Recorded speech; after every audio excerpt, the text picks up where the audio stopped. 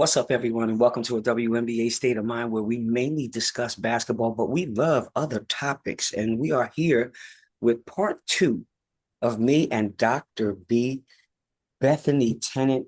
Doc, I really thought that we could graduate from last week. However, there have been so many season-ending injuries this week. We Mm. have to help my little sister stay on the court. And we do that with nutrition, rest, recovery, which goes back to nutrition, what you put in your body, also the stretching component. You know, um, we discussed ways nutrition supports recovery. We have Sydney Colson, torn ACL, Mm. Aari McDonald, broken right foot. Okay. Thornton, all right, out there with Valkyries, season-ending knee injury, okay, surgery. Tyasha Harris, left knee. Caitlin Clark, I hate that injury, groin and quad. It seems like it takes forever. So aggravating when you get around that hip area. Sabally is out, okay. Uh, Angel Reese, her back. Collier, her ankle. Need I say more? Not only do we need to speak to nutrition and recovery, we also need to talk to these shoe companies. Can you elaborate a little bit on that? Help these girls out, what things they can do. Yeah, it's so unfortunate to hear those updates. And I would say there's always multiple factors that are going into either experiencing an injury, recovering from an injury. A few things that I would consider, especially for those types of injuries, to support. I think a little bit more about helping with like the tissue repair and helping the body with having the nutrients it needs to heal tissue. And so that's a little bit more of the lens that I use. I definitely think you, I also think about, there's injuries that you're just kind of supporting and managing. And then there's also when you have to have a surgery, it's almost like a second round of recovery, right? Like you have the injury and then you have almost this like second consideration when you have the surgery itself. So I think that one takeaway, we might have touched on it last time, is that even though you might not be as active as you were before the injury, your body actually still needs a lot of fuel and kind of building blocks to heal. And so making sure that you're getting enough calories is actually a really big starting point so that you don't lose additional muscle. The second thing I think about a lot is having enough protein, and then there's other things to support kind of the immune system, inflammation, and beyond.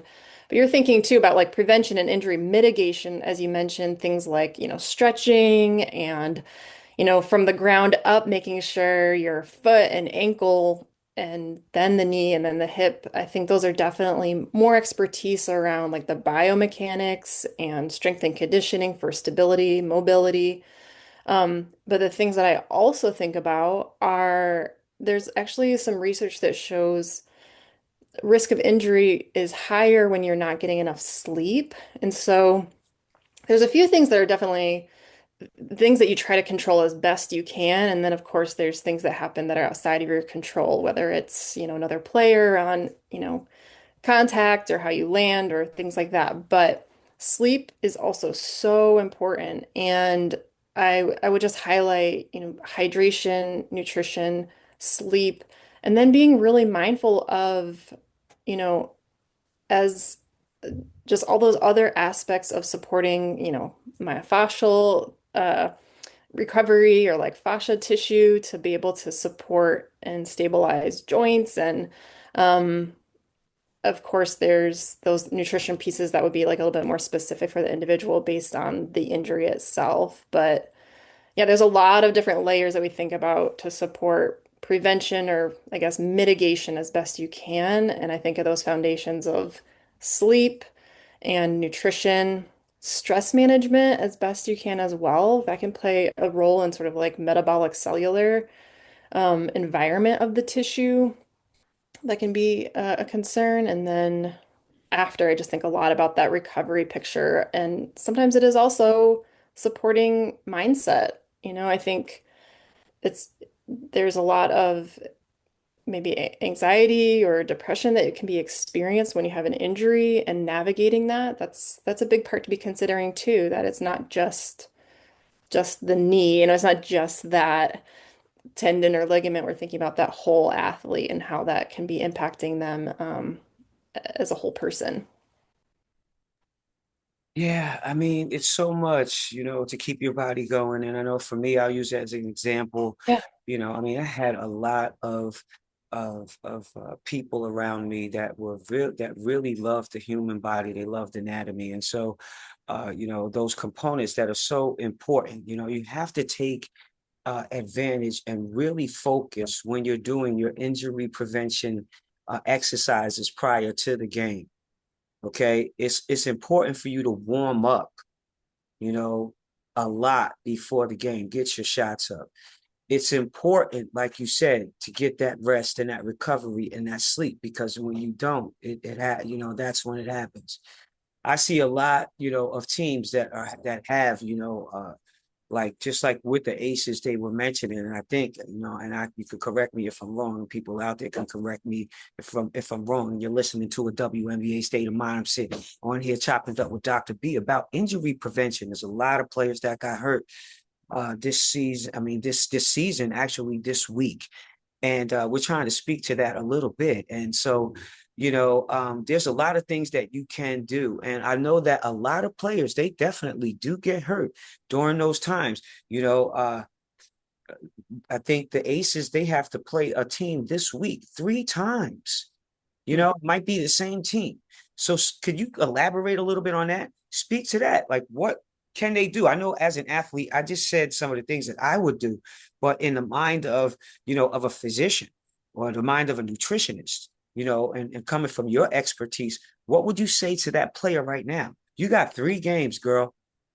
Yeah, that's a big question. I feel like that's a really hot topic too, is like this idea of load management and scheduling, and that is even a little bit more into like physical therapy, biomechanic. Like I think that is also really supportive.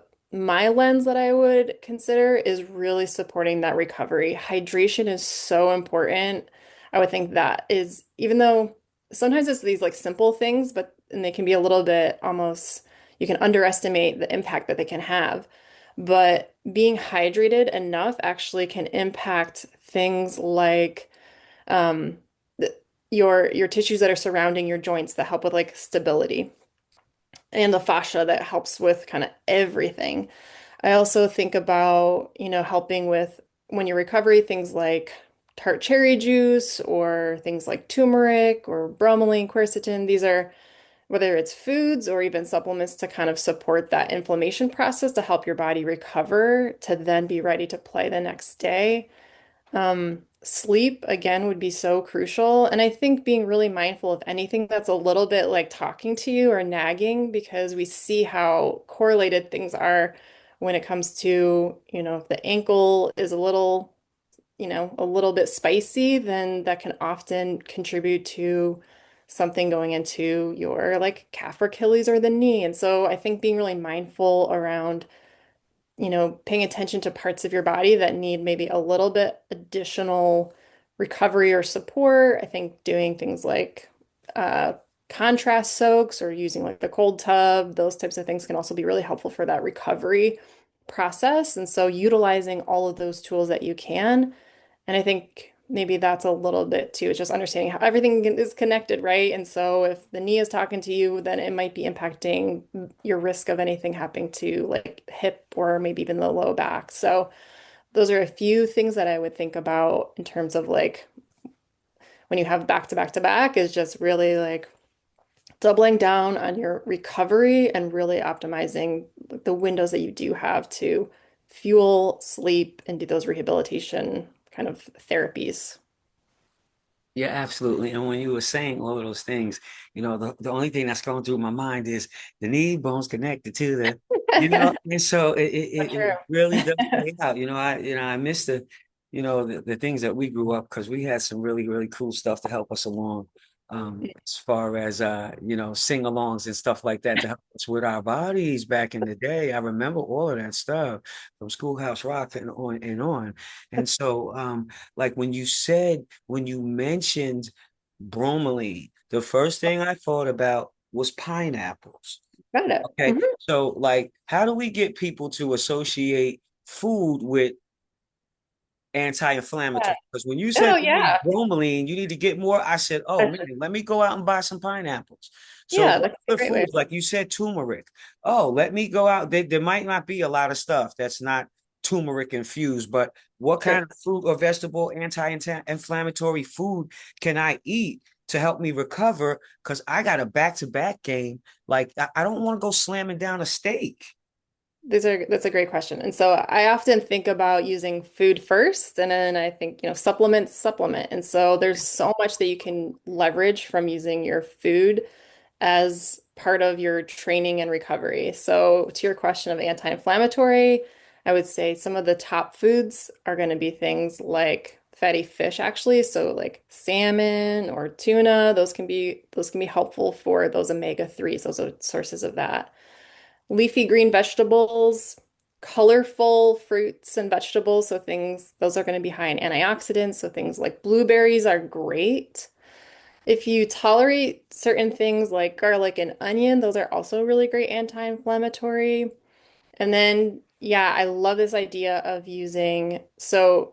and some of the things that I've studied are botanical medicine, which is understanding how plants have medicinal properties. But what's so exciting about the research that we have around botanical medicine is that so many of those things are also, so medicinal herbs, so many of them are actually also culinary herbs, meaning we can use them in the kitchen. So you can literally have sort of medicine in your own cabinet and in your own kitchen. So turmeric is great. I think putting it in like a smoothie, or sometimes people take like turmeric shots. So it's just like a little juice. Yeah. Are you familiar with that? I think ginger, that can be really helpful and supportive as well. Things like cinnamon are also great. And then bromelain, yes, this is from pineapple. Quercetin is also supportive. That's also really great for allergies. And the food sources of quercetin are going to be things like onions and apples. Um, and so those are kind of like a few things that I would consider in terms of recovery. So a meal, probably something like a salmon with some leafy greens. Um, if there's any sort of like a curry or something that you can have with more of those turmeric and healing spices, if you tolerate that, and that could be also a good option. You made me hungry with the salmon and the leafy, it made me think salmon and some, sauteed spinach, maybe over some rice and because I like to cook. I can jam in the kitchen. Oh, nice. Yes. Yeah, definitely. And are there any other helpful tips that you could talk about that we had as we head out? Because we had so many topics and we were talking about that off the cuff, like that you might feel like you want to elaborate on that they really need to hear about.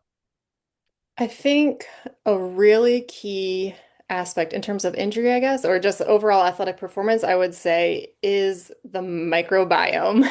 And so this is really what's living in your intestines, and it impacts everything. And so more and more research, we're seeing, okay, it's not just, okay, because maybe you have like bloating or heartburn and we want to support those symptoms. It's now we're seeing how it can impact, we talked about this a little bit last time, is your mental health because of how there's a gut-brain axis.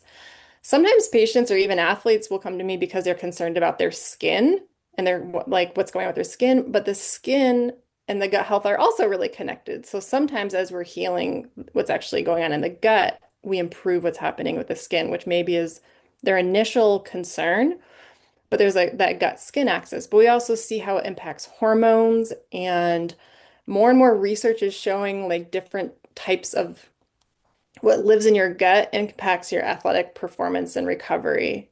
There's, to the point of um, thinking about even whether it's different like foods that support that or different supplements that are specific strains to help with different, aspects of health.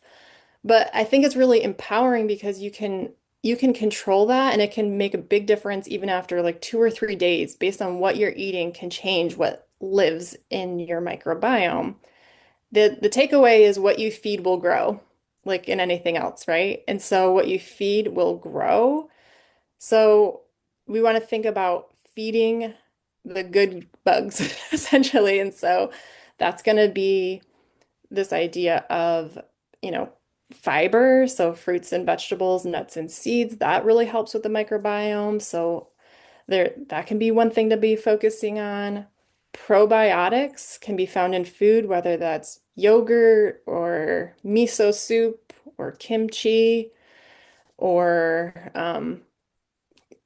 the sauerkraut or anything else that's like fermented. That's also a way of getting good probiotics. And I think it's just an area that's going to continue to evolve with like more and more research as we're learning how that impacts overall health. And so that's a strong takeaway is just being able to support your microbiome. And maybe that's like something that hasn't been considered when you're thinking about like skills and drills, your strength and conditioning, your agility. It's like, oh, that's actually another part of athletic performance and recovery. Woo! Wow, I'm telling you, that stomach is a powerful thing, and I heard about an apple a day keeps the doctor away, and I've also heard about the fact that if you keep your gut healthy, then all the rest of your organs are going to function properly as well. A lot of that I heard overseas. Unfortunately, we're a little late to catch up with stuff. You gave me another helpful tip. I'm like miso soup. When I wonder why they offer that all of the time in the Chinese restaurant. Asian. You know what I'm saying? Kimchi.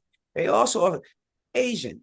Follow the breadcrumbs like we talk about all the time. Mhm. It's out Mhm. there. You just got to do your research on what to eat because there are a lot of plants that are manicidal. And you're listening to a WNBA state of mind. I got my girl on here, Dr. B. Okay, Dr. Tennant. Now, before we head out, let them know where to find you for your services. Oh, sure. Thanks. Yeah, I'm online. I'm on social at Dr. Bethany Tennant on Instagram mostly.